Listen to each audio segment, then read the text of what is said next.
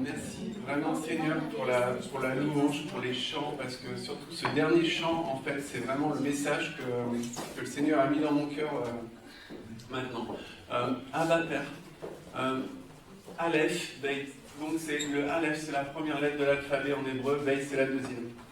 Aleph, vraiment, je remercie le Seigneur pour ça. Quand Marien tout à l'heure disait dans Jean, le Fils est dans le Père. Aleph, c'est le Père. C'est la première lettre. Il est en toute chose premier. Le Fils, regardez, il y en a deux. Un là. Et le Fils, c'est le Ben. La première lettre de Ben, c'est le Fils. C'est le Beit. Le Seigneur et nous dans le Père. Amen. Amen. Amen.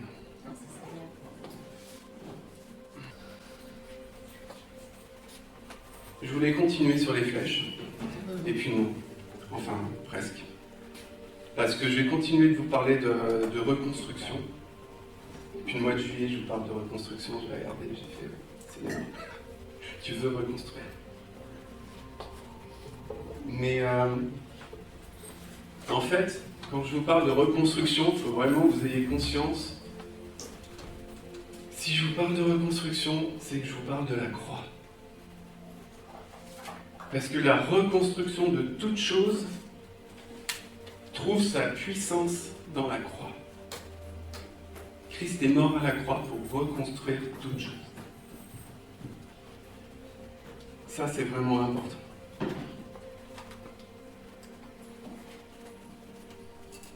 C'est la puissance de la croix qui reconstruit. On va commencer par lire l'épître aux Colossiens. En fait, aujourd'hui, je vais vous parler d'un seul mot. Un seul mot. Et tout ce que je vais dire, ce sera imparfait. Parce que ce mot est immense. Je peux pas. Je peux pas. Donc on va lire, je vais vous amener à ce mot-là, et on va lire Colossiens 1, du verset 15 jusqu'au verset 20. Donc, il est parlé de notre Seigneur, Jésus-Christ.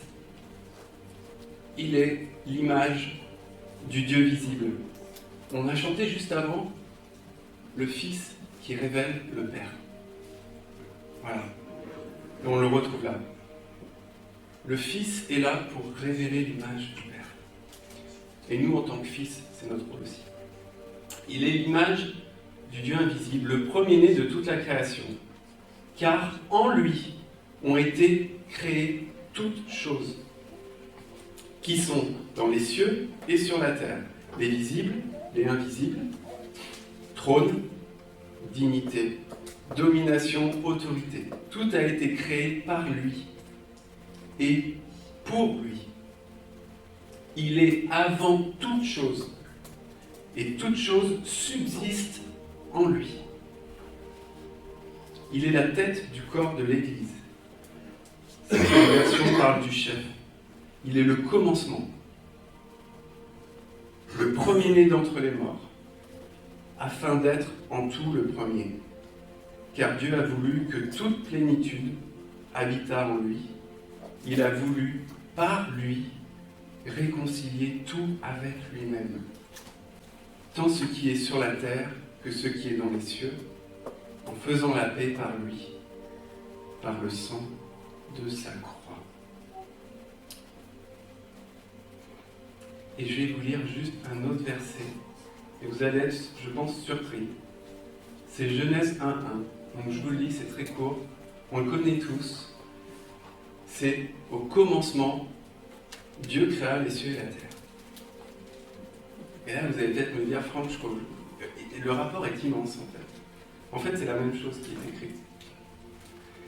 Bien, mais pourquoi? Voilà, on va creuser un peu. Et on va juste s'arrêter sur le premier mot. Comme je vous ai dit, aujourd'hui, je vais vous parler d'un seul mot.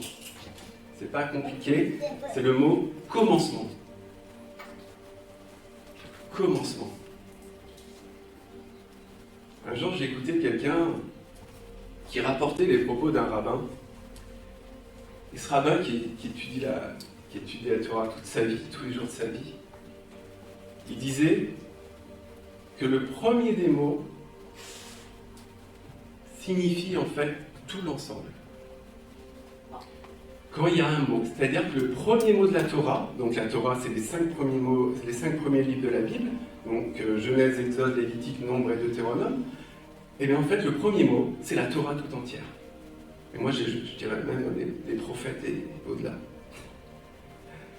Et eux vraiment quand ils étudient la Torah, quand il y a un premier mot dans un verset, même la première lettre, c'est très très important, parce qu'elle donne le sens en fait à tout le reste. Donc j'ai regardé le premier mot. Ça c'est quelque chose vraiment que j'avais écouté mais il y a très longtemps. Le Seigneur m'a ramené cette pensée-là début de semaine, fin de semaine dernière, je me suis mis au travail. Et il prenait en fait comme image une graine. Une toute petite graine, on la tient dans la main, et en fait c'est comme le premier mot, la graine. Quand on voit un arbre ou une graine, en fait, eh ben, l'arbre il est contenu dans la petite graine. Vous comprenez le truc? Du coup, le premier mot, eh ben, il comprend en fait tout ce qui est dit après, toute la Torah. Donc si on part de cette hypothèse, de la graine et de l'arbre, ou alors du premier mot et de tout ce qu'il y a dans la parole, ce premier mot doit alors contenir toutes les choses visibles, toutes les invisibles, toute la matière, tout l'univers, ou les univers, on ne sait pas, peut-être qu'il y en a d'autres, les étoiles, toute l'intelligence, toute science, et toute puissance, toute sagesse, et je ne sais encore. Tout doit être dans ce premier mot. Tout doit être dans la graine. Parce que de cette graine, comme d'une graine d'un arbre, de ce premier mot contenait en lui la puissance et l'énergie, je dirais, de vie pour former toute chose. Toute chose. Donc ce premier mot, c'est commencement. Alors, commencement. Comment ça se dit en hébreu? C'est le réchit. Je n'écris pas super bien, je suis désolé. C'est un Y. Hein. En dit j'ai une écriture de médecin. Mais, R-E-S-H-I-Y-T-H.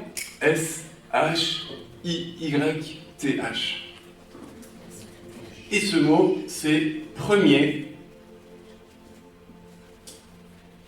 C'est aussi, d'abord,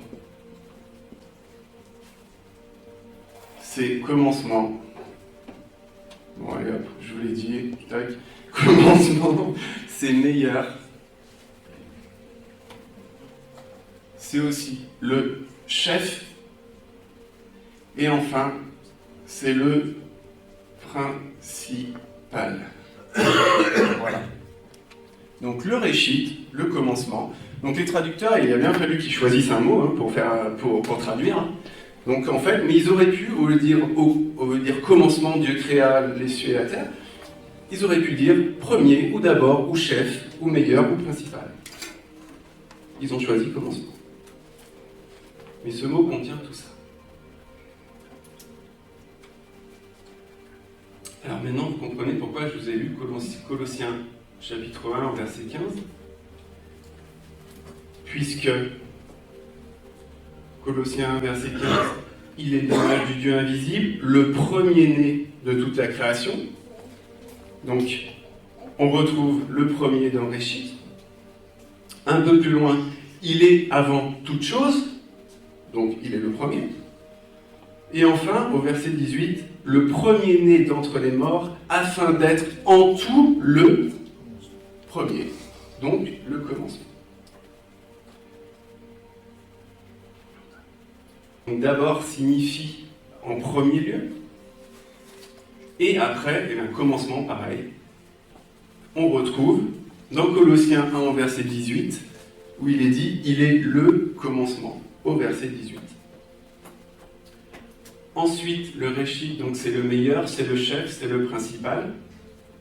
Verset 18 également de Colossiens, il est la tête du corps, ou le chef, selon les traductions, donc de l'Église. Et j'ai cherché principal, merci Seigneur.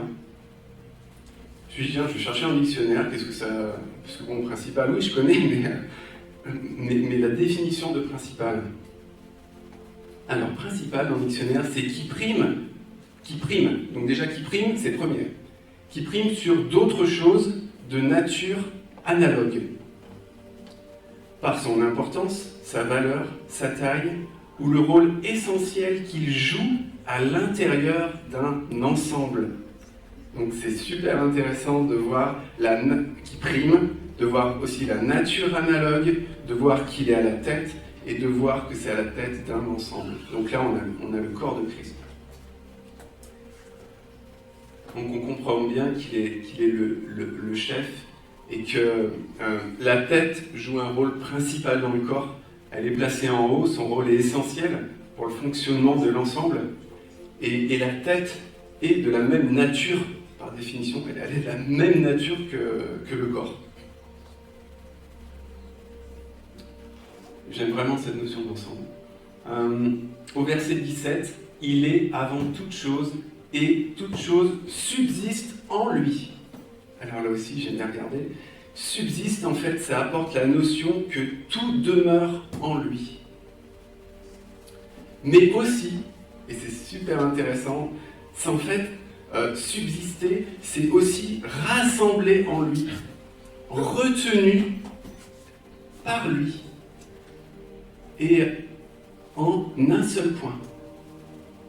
Donc, rassembler, subsister, en fait, c'est cette notion-là, c'est demeurer en lui, c'est tout rassembler en lui, être retenu par lui, en un seul point, en une graine, quoi.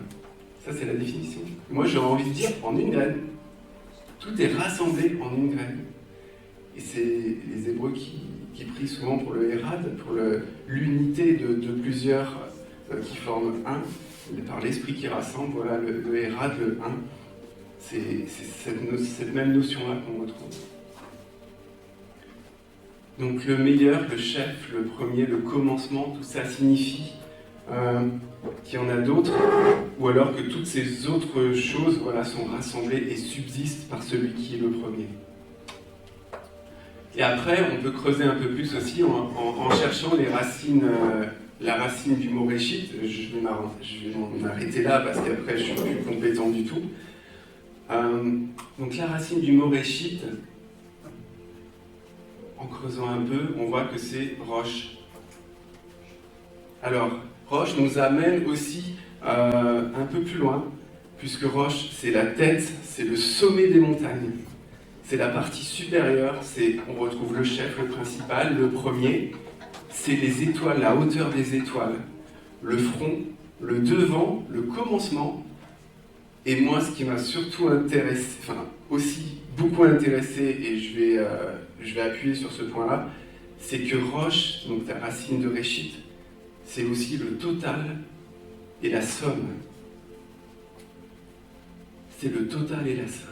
Bien sûr, vous aurez pu me dire, ouais Franck, l'étoile, le Seigneur il dit qu'il est l'étoile brillante du matin dans l'Apocalypse. Ouais, c'est vrai, mais moi vraiment là c'est le total et la somme. Pourquoi le total et la somme? La graine, si on repart de la graine, elle est le total et la somme de l'arbre qu'on voit. Et bien pour le Seigneur, c'est la même chose. Il est l'ensemble. Parce que tout est sorti de lui. Et je me disais, mais tu es premier en tout. Hier soir dans la voiture, je me disais, mais Seigneur, tu es premier en tout, mais ça veut dire que ta lumière est plus puissante et plus lumineuse que la lumière du soleil. Et puis là, je pensais aux étoiles. Je me disais, ouais, les étoiles, c'est aussi des soleils. Donc ça veut dire que si tu es le premier en tout, ta lumière est plus lumineuse et plus intense en puissance que si on ajoute le soleil et si on ajoute toutes les étoiles. Parce que tu es le premier en toutes choses. Sinon, on va adorer le soleil, on va adorer les étoiles alors. Il y en a qui le font, ça s'appelle l'idolâtrie. Donc comme on l'a vu, et je pense vraiment, Jésus-Christ est le réchit. Et ce mot qui est le premier dans nos Bibles nous annonce la croix. Puisque, comme nous dit la parole, la graine doit mourir pour porter du fruit.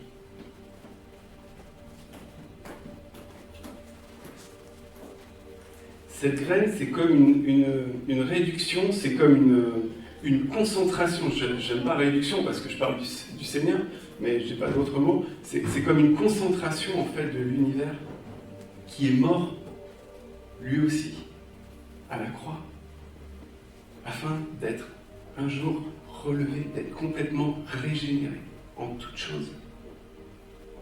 Et vraiment, je pleurais parce que j'étais là, mais Seigneur, mais quand on parle de l'Évangile, on parle que de nous, nos petits nombrils là. Merci Seigneur, c'est vrai, merci Seigneur pour ce que tu as accompli pour nous à la croix. Tu t'es laissé clouer à la croix à notre place, c'est ce que tu as fait. Mais en tant que Réchit, on va beaucoup plus loin. Il l'a fait pour régénérer la création tout entière. Tout entière, tout est en lui. Tout a été fait par lui et pour lui. Donc en fait, l'œuvre de la croix, on l'a trop réduite. Je pense vraiment, on l'a beaucoup trop réduite. Et je pense qu'à un moment, à force de la réduire, enfin, il n'y aura plus de saveur. À un moment, si le sel perd sa saveur, avec quoi le salera-t-on ? Si le sel perd sa saveur, alors on arrête tout, quoi. On pense comme tout le monde. On n'a pas une espérance qui va au-delà.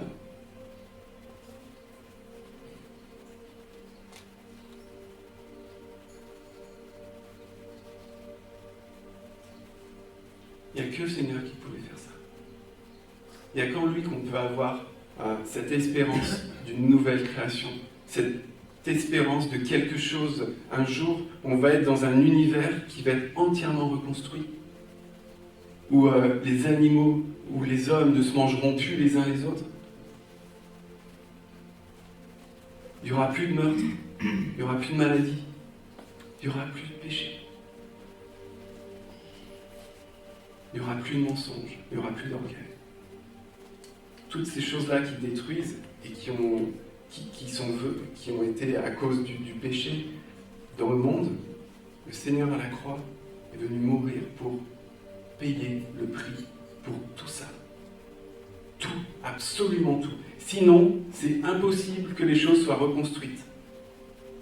Il faut que quelqu'un paye le prix pour que les choses soient reconstruites. Et c'est ce qu'on lit aussi dans Colossiens 1, verset 20, bien sûr. Il a voulu, par lui, réconcilier tout avec lui-même, tant ce qui est sur la terre que ce qui est dans les cieux, en faisant la paix par lui, par le sang de sa croix. Et on le retrouve dans 2 Corinthiens, au chapitre 5, au verset 19. Qui nous fait aller un peu plus loin aussi, qui nous apporte d'autres éléments, car Dieu était en Christ, réconciliant le monde avec lui-même, virgule, donc réconciliant le monde avec lui-même, virgule, voilà, ça c'est la première partie, en n'imputant point aux hommes leurs offenses, ok, deuxième point, troisième point, et il a mis en nous la parole de réconciliation. Alors, la parole de réconciliation, ça on en avait déjà parlé. Donc dans le grec c'est katalage. Qu'est-ce que ça signifie ? Magnifique, c'est l'échange. C'est un échange c'est les échangeurs de monnaie dans le temple. Voilà, je te donne de l'argent, tac, donne-moi un pigeon pour faire le sacrifice. Et ce mot, j'ai beaucoup aimé aussi dans sa définition, c'est l'ajustement d'une différence. L'ajustement d'une différence. Il y a une différence, il y a quelque chose qui coince entre ciel et terre. Qui va ajuster la différence pour que les cieux et la terre ne forment qu'un ? C'est ça le but aussi de la croix. Colossiens 1, verset 19, je vous l'ai lu. Car Dieu a voulu que toute plénitude habitât en lui. La plénitude, c'est quoi? C'est l'état de ce qui est complet. Donc en fait, il a ajusté la différence. Il a rendu toute chose complète. Pour que toute chose habitât en lui. Le Seigneur a payé la dette pour l'humanité et pour tout ce qui a été tordu au niveau de la création, tous les fonctionnements qui ont été tordus par le péché. Il a ajusté les différences en toutes choses, il a tout accompli. Il a rendu complet. Pour que tout habite en lui. Toute chose habite en lui. Et là, j'ai envie de te dire, mais quelle preuve d'amour! Celui qui a fait toutes choses, se donnant lui-même pour sa création tout entière. C'était comme un cri d'amour à la croix pour dire « Revenez à moi, revenez à moi ». Et il réconcilie toutes choses avec lui-même. Et je regardais aussi le mot, j'insiste vraiment, mais c'est tellement fort. Le mot grec pour monde. Le mot grec pour monde, alors, je le retrouve, tac. Réconciliant le monde avec lui-même, en fait, ce mot-là, c'est cosmos. Voilà, c'est clair. Ce mot-là, c'est cosmos. Donc, il réconcilie le cosmos avec lui-même, c'est-à-dire qu'il réconcilie l'ordre, toute chose est en ordre, même les planètes, tout est bien calé en ordre. Il réconcilie toute chose avec lui-même au niveau des étoiles, au niveau du monde, de l'univers. C'est aussi pour le cosmos, c'est aussi les habitants de la Terre, la masse des hommes qui sont séparés de Dieu. C'est la totalité des biens terrestres. Donc là, on a fait le tour. Donc il réconcilie le cosmos avec lui-même. Christ à la croix rétablit toutes choses dans les cieux pour rétablir la création comme elle était à l'origine. Avant la chute. Et pourquoi je vous dis des cieux? Pourquoi je dis dans les cieux?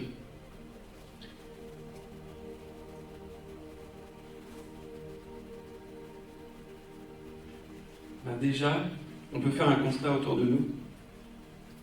Christ est mort à la croix, il est ressuscité. Et qu'est-ce qu'on constate autour de nous? Ben, c'est la pagaille. C'est le mélange de partout.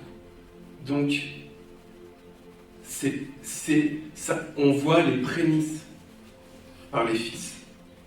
On voit les prémices par les fils, c'est-à-dire, bon, là j'avance un peu, mais vraiment parce que là je suis parti. Et en fait, les prémices, donc nous, en tant que membres de corps de Christ, on est les prémices. Et le mot réchit signifie prémisse. Tous les sacrifices qui sont faits en prémisse pour l'Éternel, pour le blé, pour la tonte des moutons, pour l'huile. Le mot prémisse, c'est le même mot que réchit. Donc on doit être, des prêtres, mais on doit être aussi des personnes, comme dans Romains 12, des sacrifices pour Dieu, notre Père. On doit s'offrir. S'offrir au Seigneur, c'est comme un sacrifice je ne me rappelle plus le terme, acceptable pour le Seigneur. Comment, Jessie?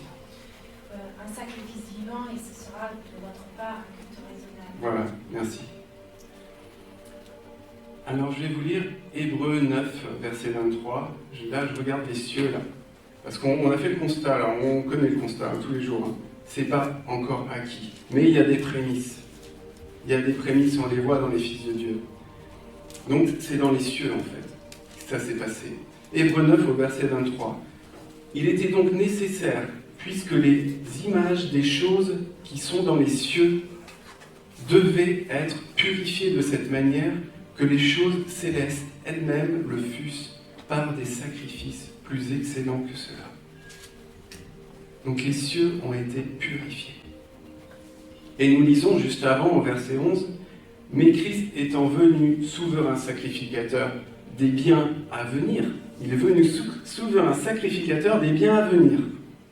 Donc là aussi, c'est à venir. Mais on en voit les prémices par les fils. Donc par le tabernacle plus grand et plus parfait qui n'est pas fait de main, c'est-à-dire qui n'est pas de cette création. Pourquoi Christ a purifié les cieux? Eh bien je pense, donc comme je vous l'ai dit encore une fois, pour établir une nouvelle création. Les prémices, c'est les fils qui sont nés d'en haut, qui sont nés de nouveau, et qui manifestent les choses d'en haut. En tant que fils, ils manifestent les choses du Père. Mais, j'ai envie de dire, la création tout entière, elle aussi, doit être née de nouveau, doit être née d'en haut. Elle était dans la graine. Elle a été relevée avec Christ à la résurrection.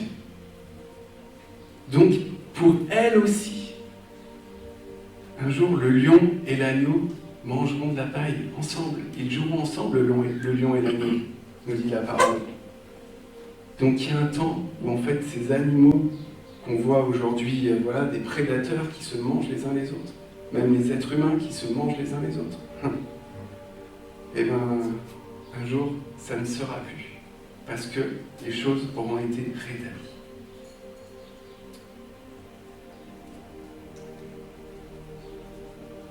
Au commencement, Dieu créa les cieux et la terre. C'est dans les cieux en premier. Et après, ça descend par les fils. Parce que les cieux contiennent en réalité l'image de toute chose. Tout ce qu'on voit a son image dans les cieux. Là, je vous ai vu le tabernacle. Il y a un tabernacle terrestre parce qu'il y en a un dans les cieux. Nous, on est là sur terre, mais on est aussi de nouveau en Christ dans les lieux célestes, nous dit la parole. Jérusalem, c'est quoi? C'est Yerushalayim en hébreu. Yerushalayim, Haïm, ça veut dire qu'il y en a deux. Le Haïm, c'est un pluriel. Donc ça signifie qu'il y a la Jérusalem terrestre parce qu'il y a déjà la céleste. Il y a la céleste, les deux. Et qu'est-ce qui fait le lien entre les deux? Réchit. Le Seigneur qui a tout accompli à la croix. Et par la puissance de la croix, tout devient un. En lui. Par lui et pour lui. Le Réchit, vous vous souvenez, je vous ai dit, c'est le principal. Donc ça prime sur d'autres choses de nature analogue. J'aime beaucoup. Tout doit être changé. Tout ce qu'on voit doit être changé. Tout ce qu'on voit doit être transformé à la nature de celui qui est le principal. Pourquoi? Parce que sinon, les alliances qui se feront entre le Seigneur, qui est très saint, et tout le reste seront des alliances contre nature. Donc tout doit revenir à la nature même de Christ par le sang de l'alliance. La croix, l'œuvre de la croix est immense. Immense. Et juste pour finir, je vais en ai déjà parlé. Je m'étais marqué juste pour finir, parce que je suis très... Mais je vais juste vous relire 2 Corinthiens 5 au verset 19. Car Dieu était en Christ. Est-ce que vous voyez ces versets autrement même? Car Dieu était en Christ, réconciliant le monde avec lui-même, donc le cosmos, en n'imputant point aux hommes leurs offenses, virgule, il a mis en nous la parole de réconciliation. Et l'Église a ce ministère-là. L'Église doit travailler au ministère de la réconciliation.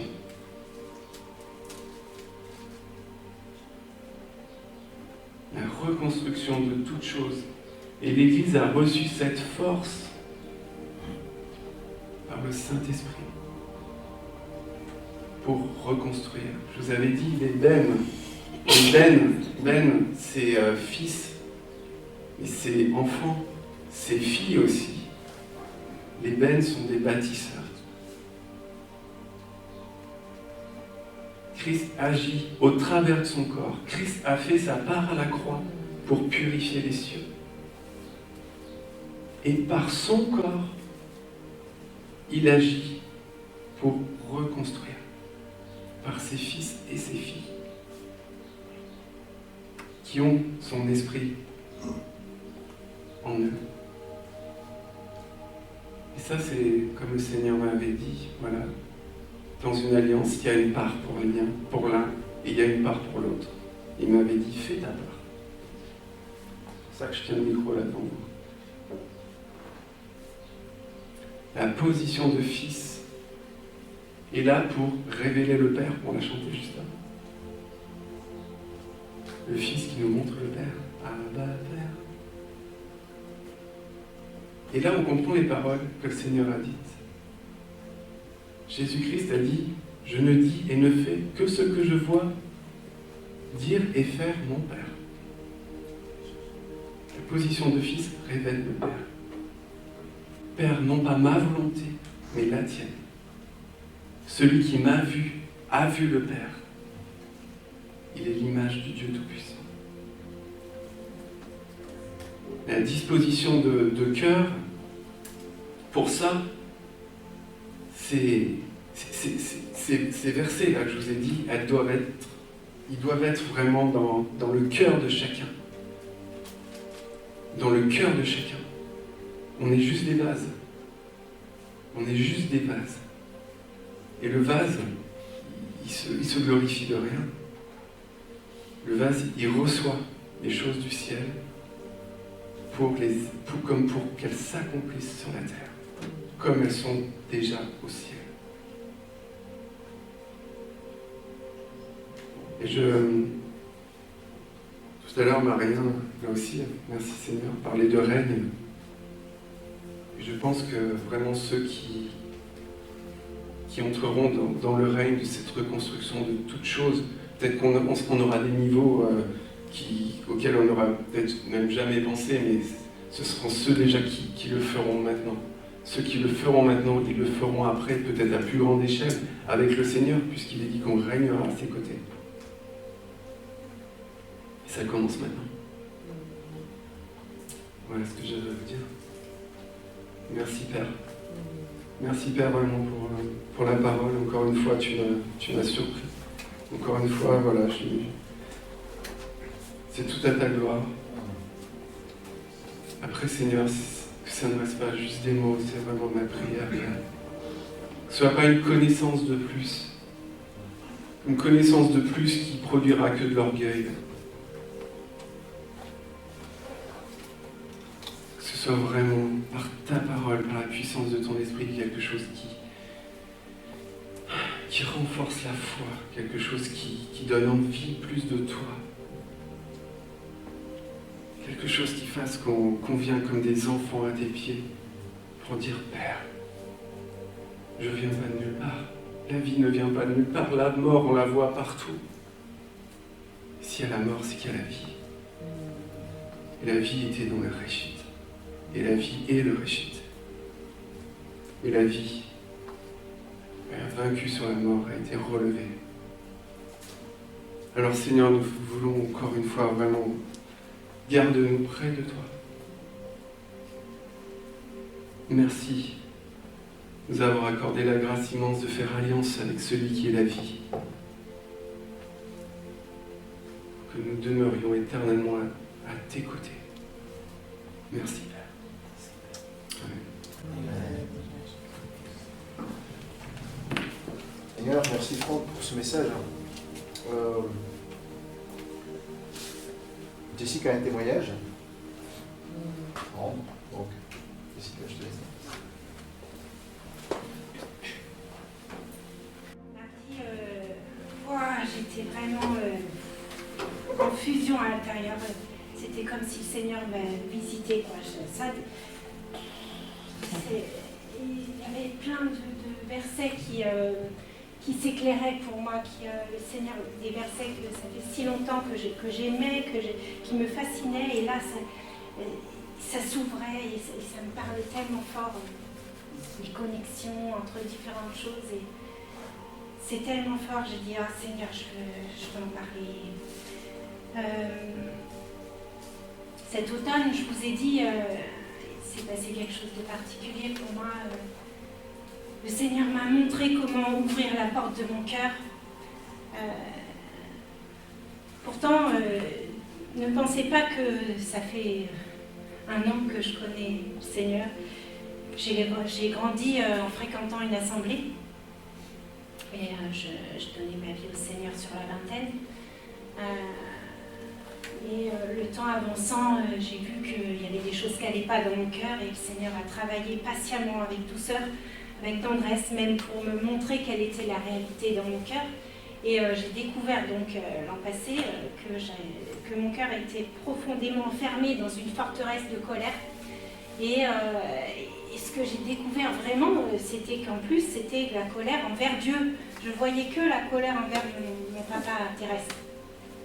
Et c'était vraiment le dessus de l'iceberg, ça, j'en étais bien au courant.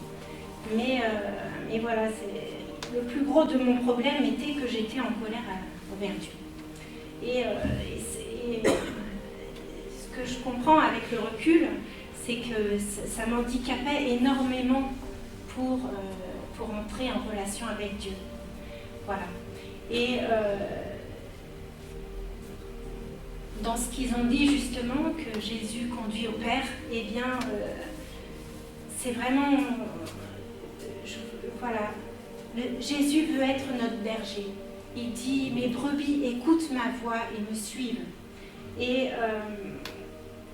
c'est ça qui m'est arrivé mardi. J'ai dit, waouh, Jésus, tu es mon berger, ça y est, Jésus est mon berger.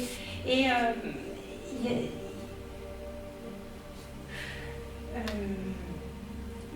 il y a vraiment des choses qui sont ouvertes pour moi. Ces passages, je les ai tellement lus, je les aimais tellement. Mais je vois que seulement maintenant, Jésus devient mon berger et Jésus me conduit dans ces... comment il dit Jésus est mon berger, je ne manquerai de rien. Il me conduit dans de verts pâturages, il me fait reposer dans de verts pâturages, il me conduit vers les eaux paisibles. Mais en fait, quand on le lit, c'est beau, on se dit, on le vit en fait. Mais en fait, c'est si Jésus est mon berger que tout ça, ça marche. Si Jésus est mon berger, je ne manque de rien. Eh ben non, ça n'était pas mon berger. Je ne savais pas, mais Jésus s'en est occupé. Il ne m'a pas méprisé. Il m'a conduit doucement. Il m'a conduit avec tendresse. Voilà, Jésus veut nous conduire. Et pour ça, je veux encore lire un proverbe. Tout à l'heure, j'ai lu un proverbe et je dis, apprenons à écouter la voix du berger. Apprenons à l'écouter. C'est une voix douce, elle est discrète. C'est sérieux, apprenons à l'écouter. Il désire tellement nous faire du bien. Mais voilà, il nous amène d'abord la vérité pour qu'on puisse ensuite le suivre. Voilà, j'avais aussi ce verset qui s'ouvrait, qui me parlait tellement. Jésus, quand il dit, si vous êtes, alors j'ai pas exactement, mais il dit, soyez mes disciples. Alors, il dit, écoutez mes paroles, obéissez-y, et vous connaîtrez la vérité. Et la vérité vous rendra libre. Mais moi, ce qui me parlait vraiment cette semaine, je me suis dit, ah mais oui, mais cette vérité qui nous rend libre, elle nous rend libre d'aller vers notre Père céleste. C'est ça, en fait, le but. Enfin, en tout cas, c'est ce qui me parlait vraiment. Et je me dis, bon voilà, et je voulais relire encore des proverbes qui parlent de ce fait d'écouter la parole et d'écouter Jésus, notre berger. C'est pas si simple. C'est une voix douce. On peut facilement ne pas l'écouter. Et puis d'autres fois, il nous montre des vérités. C'est très dur, en fait, à y faire face. Mais ça libère. Oui, et ce que je voulais aussi dire, c'est que... oui, peut-être, je n'ai pas dit ça. Donc, à la suite de ce que le Seigneur m'avait montré, comment ouvrir mon cœur, d'être libéré de cette colère vieille de 29 ans. eh bien, il m'a dit, apprends à entrer dans mon repos, apprends à marcher en te reposant en moi. Et alors qu'il m'a dit ça, alors bien sûr, j'ai essayé tout ça, et plus j'essayais, et plus je me suis rendu compte, et j'ai pris conscience combien j'en étais à l'extrême opposé. Combien j'avais fonctionné à l'extrême opposé. Et quand Maria a prêché en janvier, j'ai entendu quelque chose dans mon cœur quand il a dit confiez à l'Éternel vos projets. Voilà, je ne suis pas quelqu'un qui prend des projets en chaque début de l'année, mais j'ai entendu quelque chose et je me suis dit ah oui. Et alors que je galérais en me rendant compte que j'étais toujours plus dans l'extrême opposé du repos, que je voyais tout ça, et bien j'ai entendu ça et je me suis dit bon, chaque chose, je voyais que j'avais les choses en main, que j'étais dans le contrôle, que j'étais pas dans le repos, quoi, pas du tout. Et alors, petit à petit, quand je voyais une chose, je la remettais au Seigneur. J'ai dit, bon, voilà, moi j'ai l'habitude de gérer comme ça, Seigneur, je te confie ça, montre-moi si tu veux, je change des choses, je te le remets. Et puis une chose, une semaine après, une autre. Et petit à petit, je vois que le Seigneur avance et il me conduit. Voilà.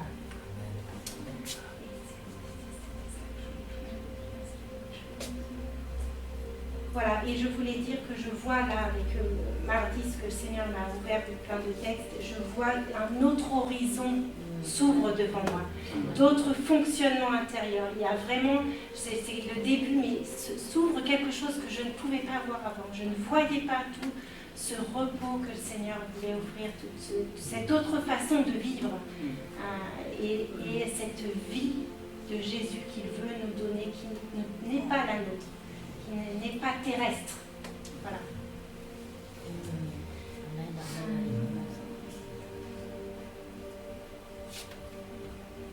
Donc quand Jésus il dit mon fils, ma fille, écoute, hein, c'est Jésus ou Dieu qui nous parle. Hein.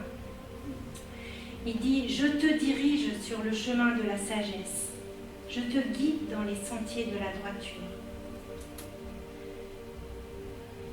Mon fils, sois attentif à ce que je te dis. Incline ton oreille vers mes paroles. Ne les perds pas de vue. Garde-les profondément dans ton cœur, car elles sont la vie pour ceux qui les trouvent et la santé pour tout leur être. Par-dessus tout, garde ton cœur, car de lui proviennent les sources de la vie. Voilà, la gloire soit à notre berger, Yeshua, qui veut nous conduire à lui, à son Père. Amen.